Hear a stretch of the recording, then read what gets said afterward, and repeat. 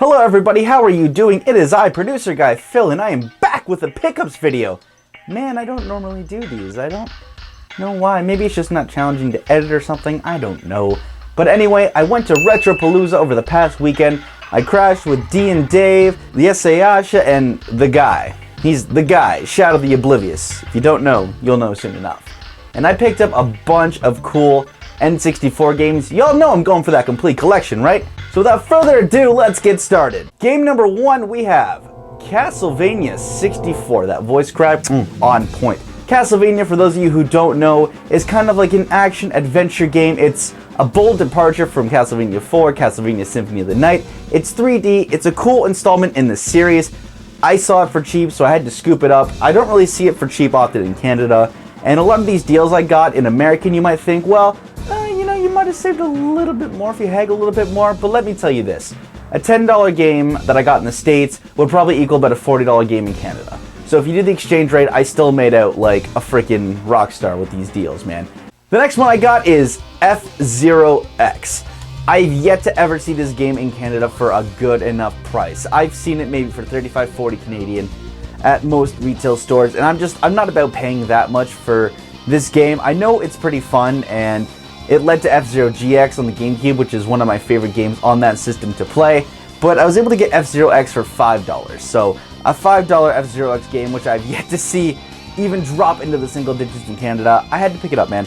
It's a very fun racing game. I played it for 10 minutes before I did this video, just, kind of to try all these games out for just a little bit, just to make sure, they worked first of all, because that would suck.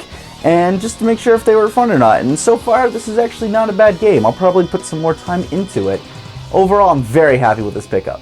Now, for my next pickup, I got a sports game, and I use sports again very loosely, and that is Mario Tennis. I love Mario Power Tennis on the GameCube. It's probably one of my favorite tennis games, period. It's so fun. I put so much time into that game. I got to like the ace level. I beat ace. I won the Planetary Cup. Never really played too much of Mario Tennis though. I never had it as a kid, so the only experience I had was renting it, and of course I only got it for 3 days, so I couldn't really put too much time into it. It's very fun, from what I remember. It is very fun. Some argue that it's the best tennis game. I'm excited to put more time into it because it looks fun. You can play as Donkey Kong Jr., man. I'm really excited about that. Overall, again, another pickup I'm very happy with. And the cover looks pretty cool. Mario looks like he's gonna kill someone with that racket, man. It's pretty fun. This game right here is one that I barely ever see in Canada, and if I do, it's got a hefty price tag on it. But when I saw it in the States for a fairly good price, I had to pick it up. It's Gauntlet Legends. Now, I didn't really know, I knew about the Gauntlet series, but I was like, Gauntlet Legends, I don't know if I've never heard of this one. So I asked Ashley, I'm like, have you played this game? He's like, oh yeah, it's a very fun game. And then when I went home and plugged it in for 10 minutes, I realized that I had played it. I played it when I was like 7 at the arcade. I didn't know it was a port, and I was like, oh, I played this game. This game is very fun. It's a good hack and slash adventure game. You can play with 4 players, and I don't have 4 friends to play with, so it's probably just gonna be me playing by myself. I'm Mr. Lonely. Overall, again, I was very happy to get this game. I don't see it often. A lot of these games, the whole trend is I don't see it often in Canada, so when I saw it, I had to scoop it up at extra coin, and I'm very glad to get this. It's fairly uncommon here in Canada. These last 2 games are the heavy hitters of my trip. Games I picked up for a little bit more money, but in the end, I'm extremely happy to have them, and this one here is Harvest Moon 64. I loved A Wonderful Life on the GameCube. Never saw that there was a 64 game up until I probably started collecting games maybe about 5 or 6 years ago. I didn't know there was a 64 iteration. So I got these from the Bad Graphics Gamers, and let's just say I had to work for this one here. I had to work for this one. You'll see in a video. Trust me, you'll see it.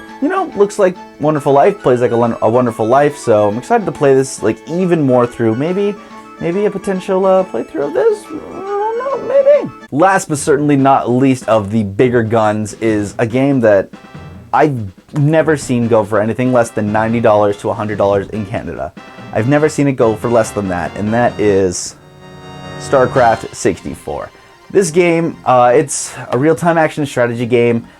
I'm definitely going to do a pass or play on it. I was talking with D, and he's like, you should do a pass or play in this game. I haven't really seen much about it. And I'm like, you know what? I haven't really seen much about it either. I know the PC game that's out now is huge. There's hundreds of thousands to millions of people that play that game. And up until, I started going for the full 64 library, I didn't know this existed. And I was curious about it because I'm like, I can't really play Starcraft on the PC, but I'm like, I'll definitely give this game a shot. And I was never really big into the action strategy real-time kind of things, but playing this game for like the 10 minutes, I'm gonna definitely put like more time into it, because from the 10 minutes I played, it's definitely a fun game, and it might change my whole opinion on that action strategy genre. I'm very excited to play through this. You're definitely gonna see a pass or play on this game in the future. Retropalooza was a fantastic experience. There's many memories that I made at that convention, many amazing people, just too many to list.